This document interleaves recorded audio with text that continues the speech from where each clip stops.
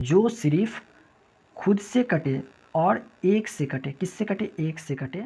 जो एक से भी कटे, दो से भी कटे या तीन से भी कटे, दूसरी संख्या से कटे, उसे हम भाज्य 36 मिनट बाद वे पुनः अपने स्थान पर मिलेंगे। आज हम इस सेशन में 10th क्लास का मैथ हिंदी माध्यम से हम करेंगे, जो कि 1.2 है, से रिलेटेड ऑल क्वेश्चन हम देखेंगे और हम उदाहरण भी देखेंगे इसी सेशन में। उदाहरण के साथ हम 1.2 का ऑल क्वेश्चन करेंगे और अभाज्य गुणनखंड विधि से related all to all question करेंगे। चलिए थोड़ा इन्फॉर्मेशन ले लेते हैं शुरू करने से पहले तो हम ये जान लेते हैं कि कार्ल फ्रेडरिक गॉस, इनके बारे में हम थोड़ा इन्फॉर्मेशन ले लेते हैं। तो जनरली इन्हें गणितियों का राजकुमार कहा जाता है, मैथमेटिक्स का राजकुमार कहा जाता है। किसे? कार्ल फ्रेडरिक गॉस को। और इन्हें 3 महानतम विद्वानों में से एक कार्ल फ्रेडरिक गॉस हैं, जो कि आर्किमिडीज है जो एक है और एक न्यूटन है, और तीसरे कौन है? कार्ल फ्रेडरिक गॉस है।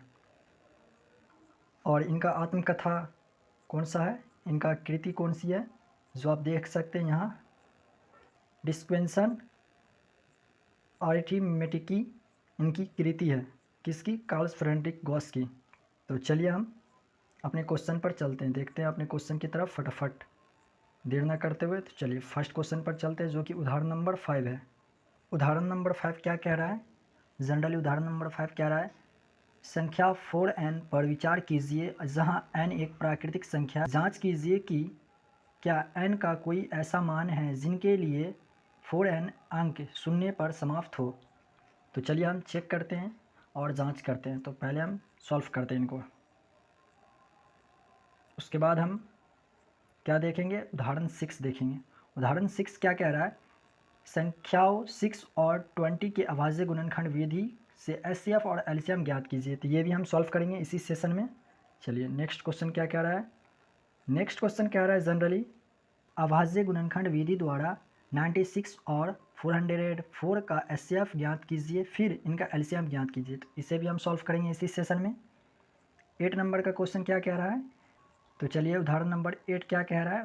तो जनरली कह रहा है, संख्या 6 और 72 और 120 का अभाज्य गुणनखंड विधि द्वारा एचसीएफ और एलसीएम ज्ञात कीजिए। तो चलिए इन्हें भी हम सॉल्व करते हैं। तो चलिए पहले हम देखते हैं उदाहरण नंबर 5। उदाहरण नंबर 5 जनरली क्या कह रहा था? उदाहरण नंबर 5 जनरली कह रहा था कि 4n पर विचार कीजिए जहाँ n एक प्राकृतिक संख्या, और जांच कीजिए कि क्या n का कोई ऐसा मान है जिसके लिए 4n अंक शून्य प्राप्त हो। तो चलिए 4n पर अंक शून्य प्राप्त होगा कि नहीं होगा वो हम चेक करते हैं। तो हल करते हैं हम। n एक प्राकृतिक संख्या है जो कि इसमें दर्शाया गया है। तो चलिए हम इसी के माध्यम से हम सॉल्व करते हैं। तो चलिए मान लेते हैं कि n इक्वल टू 1 2 3 4 5, ये अनुमानित मान आप मान लेते हैं और उसके बाद हम सॉल्व करेंगे। चलिए n का मान 1 2 3 4 5 हम मान लिए, 6 7 8 9 आप जहाँ तक मान सकते हैं। तो चलिए अनुमानित मान हम मान लिए n का मान। तो पहले फर्स्ट ऑफ ऑल हम रखते हैं n का मान 1 रखते हैं। 4n पर n का मान 1 रखने पर हमें क्या प्राप्त हुआ? जनरली हमें प्राप्त होता है 4। आप 4 को 1 से मल्टीप्लाई कीजिएगा तो 4 ही प्राप्त होगा ना। तो हम इसको इस तरह लिख सकते हैं 2 इंटू 2। तो 2 इंटू 2 लिख दिए। फिर हम क्या करते हैं, n का मान 2 लेते हैं। तो n का मान 2 लेने पर क्या प्राप्त होता है? हमें 16 प्राप्त होता है। क्या प्राप्त होता है? 16 प्राप्त होता है। तो हम इस तरह लिख सकते हैं 4 इंटू 4, उसके बाद 2 इंटू 2 2 इंटू 2, तो हमें 4 इंटू 4 प्राप्त हो जाएगा। चलिए हम नेक्स्ट देखते हैं, नेक्स्ट स्टेप पर चलते हैं और देखते हैं क्या कह रहा है नेक्स्ट स्टेप। तो मान लेते हैं n इक्वल टू 3, हम 5 तक माने तो n इक्वल टू 3 लेने पर हमें क्या प्राप्त होता है? 4 इंटू 4 इंटू 4 इक्वल टू, हम इस तरह लिख सकते हैं 2 इंटू 2 इंटू 2 2 इंटू 2, इस तरह लिख सकते हैं। तो हमें 4 इंटू 4 इंटू 4 इंटू प्राप्त हो जाता है। उसी तरह हम n का मान 4 लेते हैं तो हमें क्या प्राप्त होता है? n का मान 4 लेने पर हमें 4 इंटू 4 इंटू 4, तो हम इस तरह लिख सकते हैं 2 इंटू 2 2 इंटू 2 2 इंटू 2 2 इंटू 2, तो हमें 4 इंटू 4 4 इंटू 4 प्राप्त हो जाता है। तो चलिए हम नेक्स्ट देखते हैं। तो हम n का मान 5 लेते हैं। तो n का मान 5 लेने पर 4 पर पावर 5 हो जाता है। n की जगह 5 लिए इसलिए 4 पर पावर 5 आ गया। तो 4 into 4 into 4 into 4 into 4 equal to 2 into 2 हम लिख सकते हैं। 2 into 2 equal to 2 into 2 2 into 2 2 into 2, इस तरह हम लिख सकते हैं। तो हम इस तरह कह सकते हैं कि n का कोई भी ऐसा मान नहीं है जिसके लिए 4 का पावर n अंक शून्य पर समाप्त हो। तो हम कह सकते हैं कि कोई ऐसा n का मान नहीं है जो 4 का पावर n अंक शून्य पर समाप्त हो। तो चलिए नेक्स्ट 6 नंबर का उदाहरण देखते हैं और क्या कहता है 6 नंबर का उदाहरण। आप लोग बता सकते हैं 6 नंबर का उदाहरण क्या कह रहा है। तो 6 नंबर का उदाहरण कह रहा था संख्याओं 6 और 20 के अभाज्य गुणनखंड विधि से एचसीएफ और एलसीएम ज्ञात कीजिए। तो चलिए हम 6 और 20 का एचसीएफ और एलसीएम ज्ञात करते हैं। तो चलिए हम सॉल्व करते हैं, इसका एचसीएफ और एलसीएम निकालते हैं। तो हम अभाज्य गुणनखंड विधि द्वारा इसका सॉल्व करेंगे, एचसीएफ और एलसीएम निकालेंगे। तो हम अभाज्य गुणनखंड विधि द्वारा इसको सॉल्व करते हैं। चलिए 6 और 20 को हम सॉल्व करते हैं। तो 6 का हम एलसीएम निकालते हैं तो 2 इंटू 3 हो जाता है, और 20 का हम एलसीएम करते हैं तो 2 इंटू 2 इंटू 5 हो जाता है, जो कि आप यहाँ शो कर सकते हैं। एलसीएम किस तरह से निकाला जाता है वो आप शो कर सकते हैं। अभाज्य गुणनखंड विधि द्वारा ये रह गया और ये हो गया आपको एलसीएम। तो आपको ये सेम नज़र आ रहा होगा, सेम, तो ऊपर नीचे ये सेम नज़र आ रहा है, बाकी कोई सेम नज़र नहीं आ रहा है। तो हम इस तरह लिख सकते हैं, ये जो सेम नज़र आ रहा है इसे हम मात्र एक बार लिखेंगे। कितनी बार? एक बार लिखेंगे। ऊपर नीचे जो मिल जाए उसे हम एक बार लिखेंगे। कितनी बार? एक बार। तो ये हमारा एचसीएफ प्राप्त हो जाता है। और एलसीएम निकालने के लिए वो जो एक बार प्राप्त हुआ 2, उसे हम 2 लिख दिए। उसके बाद हमें क्या प्राप्त हुआ? ये 2, ये 2 हम लिख दिए 2। उसके बाद ये हमारे 3 प्राप्त है, 3 लिख दिए। उसके बाद हम 5 लिख दिए, 5 लिख दिए। और टोटल का हम मल्टीप्लाई कर देते हैं, इनटू में कर देते हैं, तो हमें कितना प्राप्त होता है? 60 प्राप्त होता है। तो ये प्रूफ हो जाता है कि एलसीएम 60 हो गया और एचसीएफ 2 हो गया। चलिए नेक्स्ट क्वेश्चन पर हम चलते हैं, फटाफट देर ना करते हुए। चलिए फटाफट देर ना करते हुए हम नेक्स्ट क्वेश्चन की तरफ चलते हैं। तो नेक्स्ट क्वेश्चन क्या कह रहा था? जनरली नेक्स्ट क्वेश्चन कह रहा था, उदाहरण नंबर 7 कह रहा था अभाज्य गुणनखंड विधि द्वारा 96 और 404 का एचसीएफ ज्ञात कीजिए और फिर उसके बाद एलसीएम ज्ञात करना है। तो चलिए सेम विधि है, सेम विधि से हम गुणनखंड करते हैं और अभाज्य गुणनखंड विधि द्वारा हम इसको सॉल्व करते हैं। तो चलिए 96 और 404 का हम एलसीएम पहले कर लेते हैं। देखिए एलसीएम पहले कर लेते हैं, एलसीएम पहले कर लेते हैं, उसके बाद हम अभाज्य गुणनखंड विधि द्वारा हम इसे सॉल्व करते हैं। तो चलिए 2 into 2, 2 into 2, 2 into 2 into 3 equal 96 हो जाएगा। और फिर 404 का हम एचसीएफ करते हैं तो 2 इंटू 2 और इंटू 101 हमें प्राप्त होता है। तो ये जो आप सेम देख रहे हैं, तो ये जो सेम है वो ऊपर नीचे मिल रहा है सेम, ये ऊपर नीचे सेम मिल रहा है। इसे हम एक एक बार लिख देते हैं, एचसीएफ इक्वल टू 2 इंटू 2, तो हमें 4 प्राप्त होता है एचसीएफ। एलसीएम प्राप्त करने के लिए तो वो जो 2 इंटू 2 प्राप्त हुआ है तो 2 इंटू 2 यहाँ लिख दिए। उसके बाद यहाँ हमें 2 इंटू 2 प्राप्त हुआ तो 2 इंटू 2 लिख दिए। उसके बाद ये 1 2 है तो 1 2 लिख दिए यहाँ, और ये 3 है तो ये 3 लिख दिए, और ये 101 है तो ये 101 लिख दिए। उसके बाद हम इसे मल्टीप्लाई करते हैं तो हमें कितना एलसीएम प्राप्त होता है? तो जनरली हमें एलसीएम इसका प्राप्त होता है, पूरा को मल्टीप्लाई करते हैं तो हमें कितना प्राप्त होता है? 9696 प्राप्त होता है, यानी 9696 प्राप्त होता है। चलिए 8 नंबर के उदाहरण पर चलते हैं और फटाफट देर ना करते हुए हम इस सेशन को कंप्लीट करते हैं। आप अगर फुल वॉच नहीं कीजिएगा तो आपको इसका बेनिफिट नहीं मिलेगा, कोई बेनिफिट नहीं मिलने वाला है। तो चलिए 8 नंबर के उदाहरण पर चलते हो। 8 नंबर का उदाहरण क्या क्या रहता है जनरली? 8 नंबर का उदाहरण जनरली क्या रहा था? 6 और 72 और 120 का अभाज्य गुणनखंड विधि द्वारा एचसीएफ और एलसीएम ज्ञात कीजिए। तो चलिए सेम विधि है, हम सेम विधि से हम इसका अभाज्य गुणनखंड करते हैं। तो पहले हम एलसीएम कर लेते हैं। देखिए 6 का एलसीएम किए, फिर 72 का एलसीएम किए, फिर 120 का एलसीएम किए। तो हम उस तरह ही सेम टू सेम पोजीशन पर यहाँ रख दिए हैं, आप वॉच कर सकते हैं, रख दिए हैं। तो जो हमें तीनों का सेम मिल रहा है, तीनों का सेम मिल रहा है, इसका भी सेम मिल रहा है, इसका भी सेम मिल रहा है, तो हम इसे हम गोल कर दिए ताकि आप इसे वॉच कीजिए आराम से। तो सेम मिल रहा है तो इसे हम एचसीएफ निकालने के लिए एक एक बार लिख लेंगे, जो कि आप वॉच कर सकते हैं। एक बार यहाँ लिख लिए, 2 इंटू 3 लिख लिए, तो हमें कितना एचसीएफ प्राप्त हुआ? 6 प्राप्त हुआ। चलिए नेक्स्ट ऊपर करते हैं थोड़ा और एलसीएम निकालने का कोशिश करते हैं हम। चलिए एलसीएम में क्या करेंगे? एलसीएम में सेम हम प्रक्रिया वही करेंगे। ये 2 जो सेम है इसे हम एक बार लिख लिए यहाँ, और ये 3 सेम है इसे हम एक बार लिख लिए यहाँ, आप यहाँ वॉच कर सकते हैं। उसके बाद ये जो 3 आपको नज़र आ रहा है, ये 3 इसे भी हम एक बार लिख लिए यहाँ।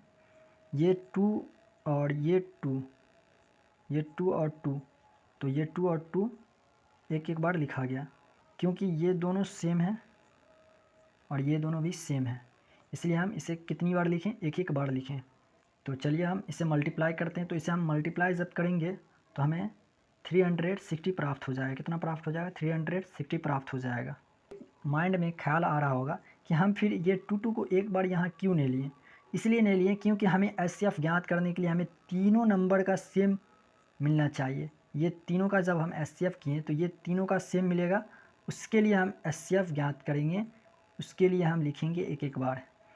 और यहाँ एलसीएम में हम क्यों एक बार लिए, क्योंकि हमें ये दोनों सेम प्राप्त हो रहा है, इसलिए हम एक बार इसमें ऐड किए। तो ये 2 हो गया, ये यहाँ, ये 3 हो गया यहाँ, ये 2 हो गया यहाँ, और ये 2 हो गया यहाँ, और ये 3 हो गया यहाँ, और ये 5 हो गया यहाँ। तो हमें कितना प्राप्त हुआ, 316 प्राप्त हुआ। तो चलिए अब हम चलते हैं प्रश्नावली 1.2 की तरफ। प्रश्नावली 1.2 की तरफ चलते हैं और देखते हैं प्रश्नावली 1.2 क्या कह रहा है। तो पहले हम क्वेश्चन देख लेते हैं, प्रश्नावली 1.2 का क्वेश्चन क्या क्या कह रहा है। तो हमें जनरली 1 नंबर का क्वेश्चन क्या कह रहा है, 1 नंबर का क्वेश्चन कह रहा है निम्नलिखित संख्याओं का अभाज्य गुणनखंड के रूप में व्यक्त कीजिए। तो हमें सेम प्रक्रिया करना है, अभाज्य गुणनखंड विधि द्वारा इसे भी सॉल्व करना है। ये आई, डबल आई, ट्रिपल आई, आई भी और भी, ये पांचों को हम अभाज्य गुणनखंड विधि द्वारा सॉल्व करेंगे। और नेक्स्ट क्वेश्चन क्या कह रहा है जनरली, नेक्स्ट क्वेश्चन जनरली कह रहा है पूर्णांकों के निम्नलिखित युग्मों के एचसीएफ और एलसीएम ज्ञात कीजिए तथा इसकी जांच कीजिए कि दो संख्याओं का गुणनफल एचसीएफ इंटू एलसीएम है। तो हम इसको भी सॉल्व करेंगे, आई, डबल आई, ट्रिपल आई, ये तीनों हम सॉल्व करेंगे। और हमें 3 नंबर का क्वेश्चन क्या कह रहा है जनरली, 3 नंबर का क्वेश्चन जनरली कह रहा है अभाज्य गुणनखंड विधि के द्वारा निम्नलिखित पूर्णांकों के एचसीएफ और एलसीएम ज्ञात कीजिए, जो कि इससे में दिया गया है आई, डबल आई, ट्रिपल आई, ये तीनों हम सॉल्व करेंगे इसी सेशन में। और चौथे नंबर का क्वेश्चन जनरली कह रहा है एचसीएफ 306, 657, इसका क्या दिया गया, हमें 9 दिया गया, एचसीएफ हमें 9 दिया गया। और हमें क्या ज्ञात करना है, हमें जनरली एलसीएम ज्ञात करना है, इसे भी हम सॉल्व करेंगे। और 5 नंबर का क्वेश्चन जनरली कह रहा है जांच कीजिए कि क्या किसी प्राकृतिक संख्या n के लिए संख्या 6 अंक पर 0 समाप्त होता है। जनरली हम इसे भी करेंगे, जो कि हमें उदाहरण नंबर 5 में जिस तरह से हम सॉल्व, उसी तरह से हम इसे भी हम सॉल्व करेंगे। 6 नंबर का क्वेश्चन जनरली क्या कह रहा है, 6 नंबर का क्वेश्चन जनरली कह रहा है कि व्याख्या कीजिए कि 7 गुने 11 गुने 13 प्लस 13 और 7 गुने 6 गुने 5 गुने 4 गुने 3 गुने 2 गुने 1 प्लस 5 संख्या है या क्यों, मतलब ये संख्या क्यों है। तो हम इसे भी प्रूफ करेंगे, इसे भी सॉल्व करेंगे। ये जो क्वेश्चन कह रहा है इसे भी हम सॉल्व करेंगे। 7 नंबर का क्वेश्चन जनरली कह रहा है किसी खेल के मैदान के चारों ओर एक वृत्ताकार पथ है, इस मैदान का एक चक्कर लगाने में सोनिया को 18 मिनट लगते हैं, जबकि इसी मैदान का एक चक्कर लगाने में रवि को 12 मिनट लगते हैं। मान लीजिए वे दोनों एक ही स्थान और एक ही समय पर चलना प्रारंभ करके एक ही दिशा में चलते हैं, तो कितने समय बाद वह पुनः अपने स्थान पर मिलेंगे। तो हम इसे भी 7 नंबर का क्वेश्चन भी सॉल्व करेंगे इसी सेशन में। तो फटाफट चलते हैं हम अपने प्रश्नावली 1.1 के 1 क्वेश्चन की तरफ। तो चलिए हम 1 क्वेश्चन की तरफ फटाफट चलते हैं और सॉल्व करते हैं 1 क्वेश्चन का आई क्या कह रहा है।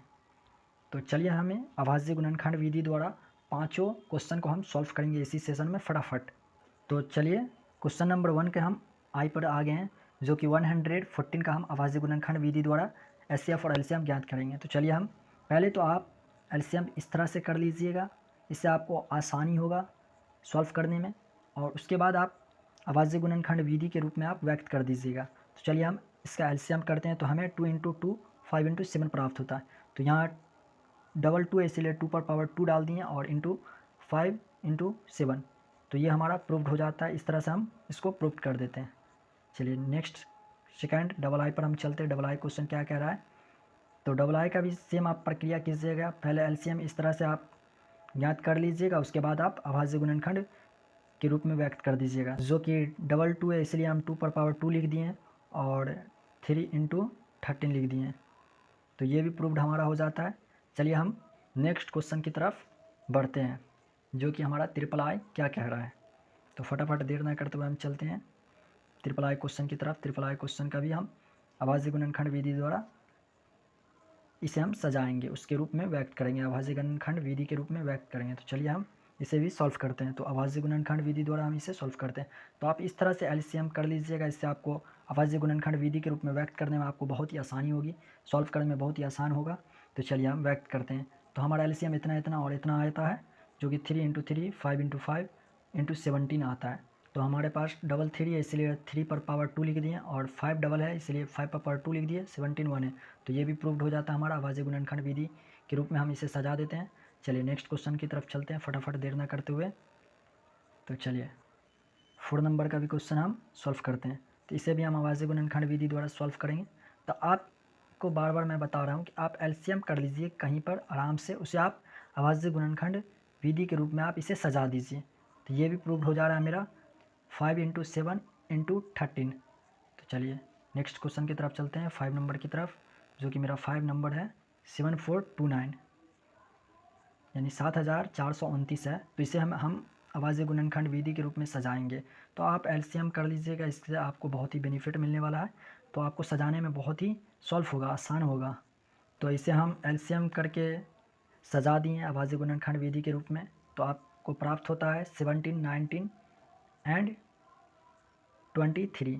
तो इसे आप मल्टीप्लाई के रूप में लिख दीजिएगा, 17 × 19 × 23। तो ये भी आपका प्रूव्ड हो जाता है। चलिए हम 2 नंबर की क्वेश्चन की तरफ चलते हैं, देर ना करते हुए फटाफट 2 नंबर के क्वेश्चन की तरफ चलते हैं। और 2 नंबर का क्वेश्चन का आई क्या कह रहा है वो हम देखते हैं। तो जनरल 2 नंबर का क्वेश्चन कह रहा था कि पूर्णांकों के निम्नलिखित युग्मों के एचसीएफ और एलसीएम ज्ञात कीजिए। फिर उसके बाद हमें कहा गया था कि दोनों संख्या का गुणनफल एचसीएफ × एलसीएम है कि नहीं, इसे जाँच करना है। तो चलिए हम चेक करते हैं और प्रूव्ड करते हैं। तो हमें दी गई संख्या 26 और 91 है। तो इसका आप एलसीएम कर लें। उसके बाद एलसीएम करने के बाद आप अभाज्य गुणनखंड के रूप में व्यक्त कर दें, तो इससे आपको बहुत ही आसान होगा। तो जब हम व्यक्त करते हैं तो हमें सेम क्या मिलता है, ये मिलता है 13 13, और ऊपर नीचे 13 13 मिलने के कारण हमारा एचसीएफ 13 हो जाता है। और उसी तरह हम इसे मल्टीप्लाई करते हैं तो हमारा एलसीएम प्राप्त होता है, जो कि एलसीएम आप 13 × 7 × 2 लिखते हैं। उसके बाद आपको प्राप्त होता है जनरली। तो जब हम एलसीएम 13 और 7 × 2 का मल्टीप्लाई करते हैं तो हमें कितना प्राप्त होता है, 182। तो ये हमारा प्रूव्ड हो जाता है। तो नेक्स्ट क्वेश्चन देखने से पहले मैं आपसे रिक्वेस्ट करता हूँ कि आपको अगर मेरी वीडियो पसंद आई हो तो आप एक लाइक ज़रूर करें। अगर आपको पसंद नहीं आई हो तो आप अनलाइक भी कर सकते हैं, क्योंकि इससे मुझे मालूम होगा कितने लोगों को मेरी वीडियो पसंद नहीं आए। आप मुझे फीडबैक देने के लिए आप मुझे कमेंट भी कर सकते हैं, आप कमेंट भी करें, इससे भी मुझे मालूम होगा कि कितने लोग मुझे मोटिवेट कर रहे हैं। इससे मुझे मोटिवेशन मिलेगा, तो हम नेक्स्ट पार्ट बनाने की कोशिश करेंगे। क्योंकि ये मेरा पार्ट 2 है, तो मैं चाहता हूँ कि आप लोग कमेंट करें, कमेंट करेंगे तो हमें फीडबैक मिलेगा। तो हम आपको नेक्स्ट पार्ट बनाने की कोशिश करेंगे, जो कि मेरा पार्ट नेक्स्ट पार्ट 3rd होगा। क्या होगा, मेरा नेक्स्ट पार्ट 3rd होगा, 3rd पार्ट होगा। इससे मुझे मोटिवेशन मिलेगा, तो हम आपको और बेहतरीन बनाने की कोशिश करेंगे वीडियो। चलिए देर ना करते हुए हम नेक्स्ट क्वेश्चन की तरफ बढ़ते हैं।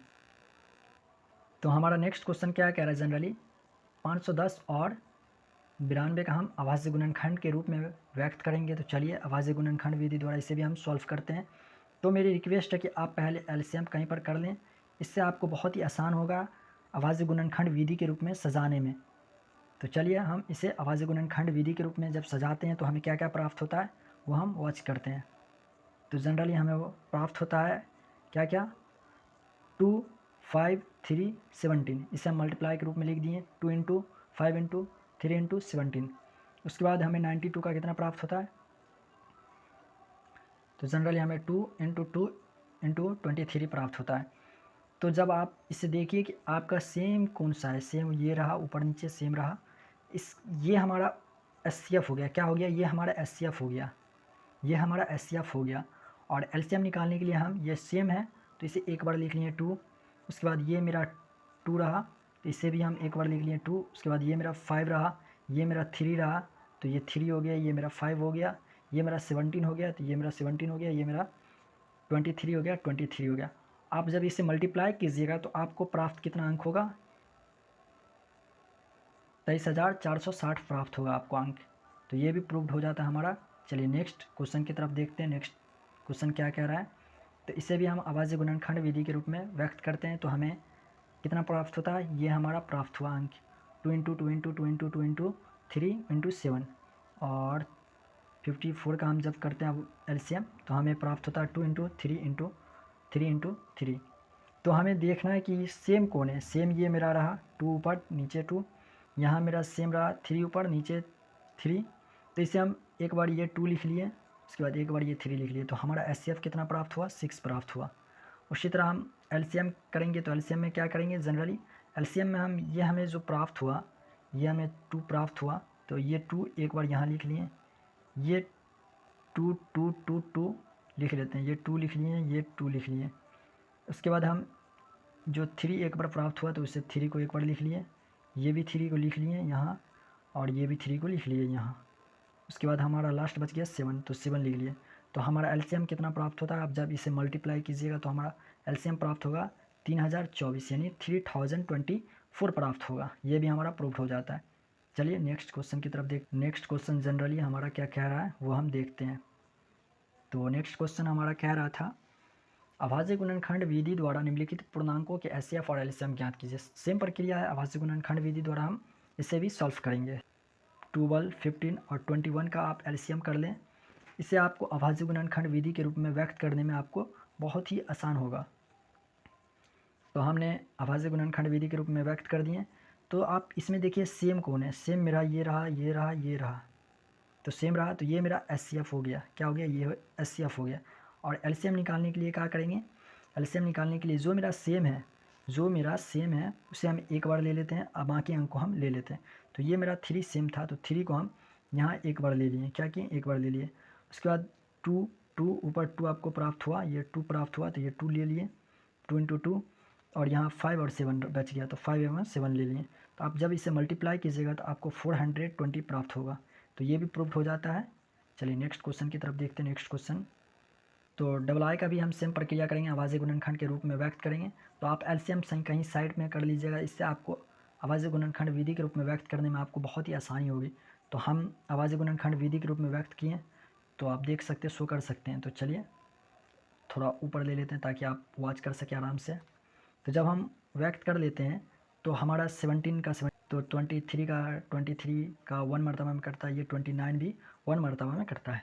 तो आप गौर कीजिए कि हमारा तीनों में एक एक प्राप्त हुआ, तो तीनों में हमारा एक एक जब प्राप्त होता है तो ये हमारा क्या हो जाएगा, एचसीएफ हो जाएगा। और एलसीएम करने के लिए क्या करना पड़ता है हमें, एलसीएम करने के लिए सभी को गुणा करना पड़ेगा। तो ये सभी को हम गुणा करेंगे तो हमारा एलसीएम प्राप्त हो जाएगा। तो देखिए ये सभी को हम गुणा किए, आप कोई भी अंक को 1 से गुणा कीजिएगा तो सेम वही अंक प्राप्त होगा। तो 1 लिखना कोई बड़ी बात है नहीं, तो हम 1 लिखें या न लिखें तो इससे फ़र्क नहीं पड़ेगा। तो हमें कितना प्राप्त हुआ, ये हमें 11 33 9 प्राप्त होता है। कितना, 11339 प्राप्त होता है। तो ये भी हमारा प्रूफ्ड हो जाता है। चलिए 3 नंबर के क्वेश्चन की तरफ देखते हैं। 3 नंबर का क्वेश्चन 8, 9 और 25 का हम आवाज़ गुणनखंड विधि के रूप में व्यक्त करेंगे, उसके बाद हमें इसे सॉल्व करेंगे। तो चलिए फटाफट देखते हैं देर ना करते हुए। तो मैं आपको बार बार बता रहा हूँ कि आप एलसीएम कहीं साइड में कर लीजिए, उसके बाद आप आभासी गुणनखंड विधि के रूप में व्यक्त कर लीजिए, इससे आपको बहुत ही बेनिफिट मिलने वाला है। तो चलिए, तो हम इसमें वॉच करते हैं कि मेरा तीनों में सेम कौन है। तो मेरा तीनों में सेम क्या आया है, 1 1 आया। क्या आया, 1 1 आया। तो ये हमारा 1 1 जो आया ये हमारा एचसीएफ हो गया। और एलसीएम करने के लिए हम सभी को मल्टीप्लाई कर देंगे, एक दूसरे से सभी को हम मल्टीप्लाई कर देंगे। चलिए मल्टीप्लाई करते हैं फटाफट। तो हमारा कितना प्राप्त होता है, देखिए 2 into 2 into 2 into 2 into 2 into यहाँ लिख दिए जो कि 8 होता है, 3 इंटू 3 तो यहाँ 3 इंटू 3 लिख दिए, और 5 इंटू 5 तो यहाँ 5 इंटू 5। अब जब इसे मल्टीप्लाई कीजिएगा तो आपको कितना प्राप्त होगा, जनरली आपको 1800 प्राप्त होगा। कितना प्राप्त होगा, 1800 प्राप्त होगा। तो चलिए 1800 जब आपको प्राप्त हो गया तो ये प्रूफ हो गया।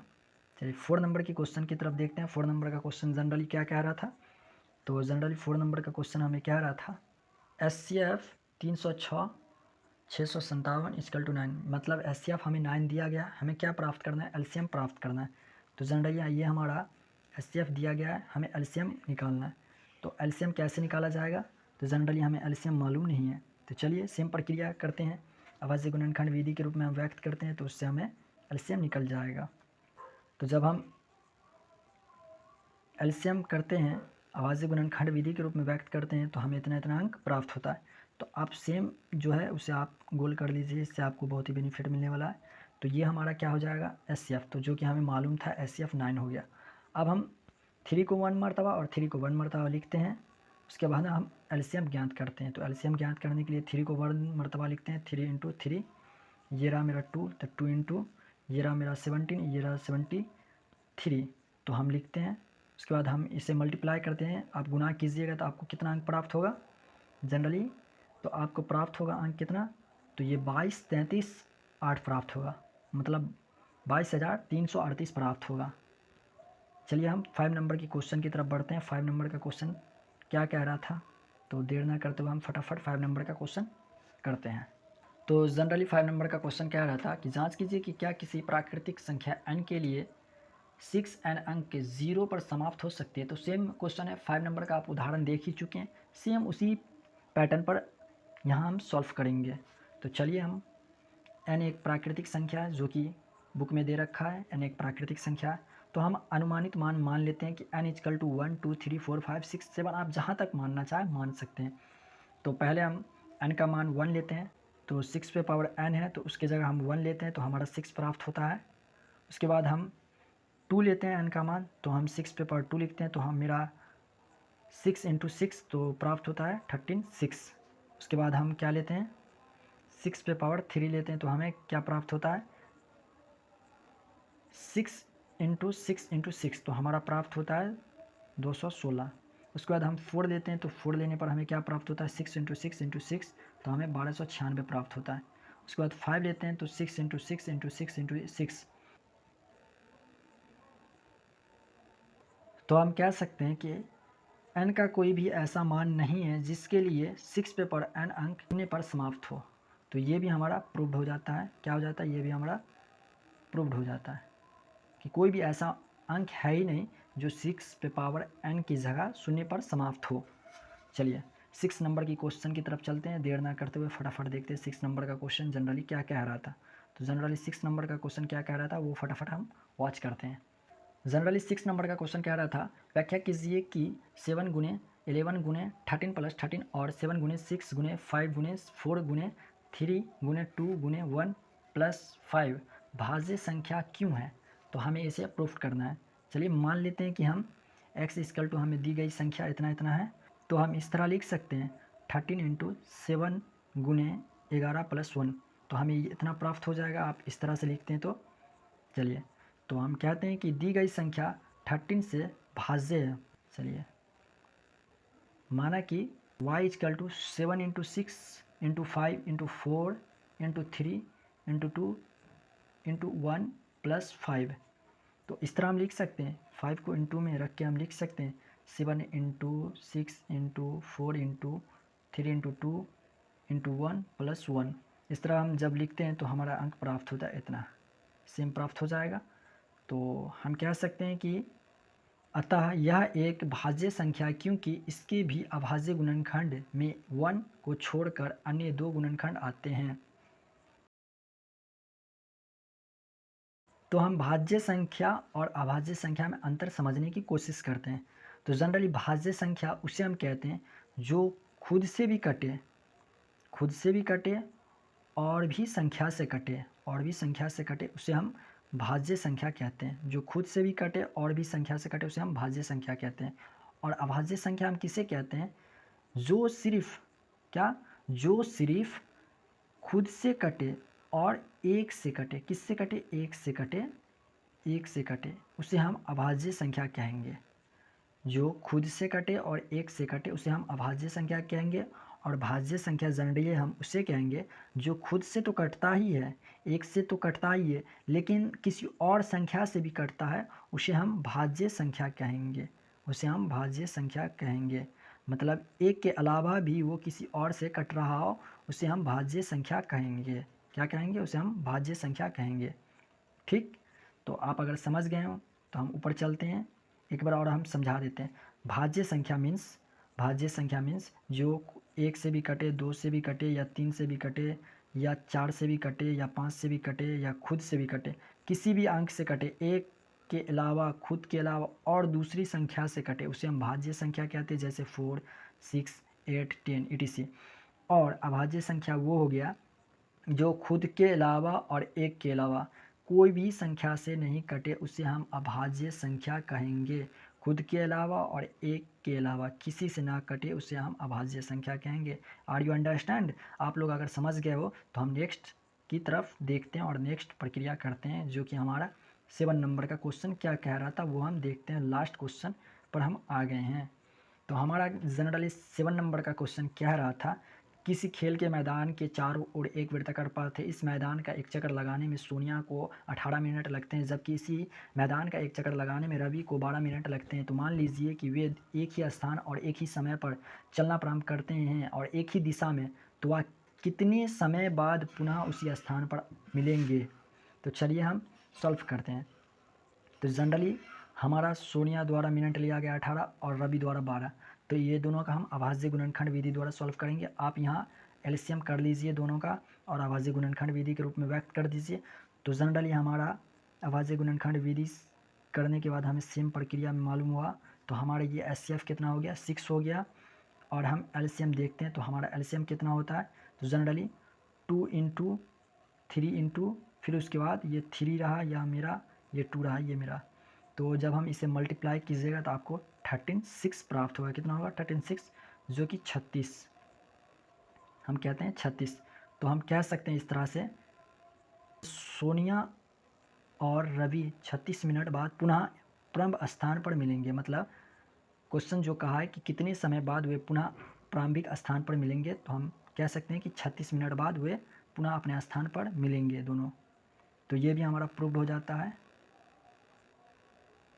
तो इस तरह से मेरा नेक्स्ट पार्ट कब आएगा, आप अगर कमेंट करते हैं, आप अगर मुझे फीडबैक देते हैं तो हम नेक्स्ट पार्ट भी बनाने की कोशिश करेंगे, जो कि मेरा पार्ट 3rd पार्ट होगा। क्या होगा, 3rd पार्ट होगा।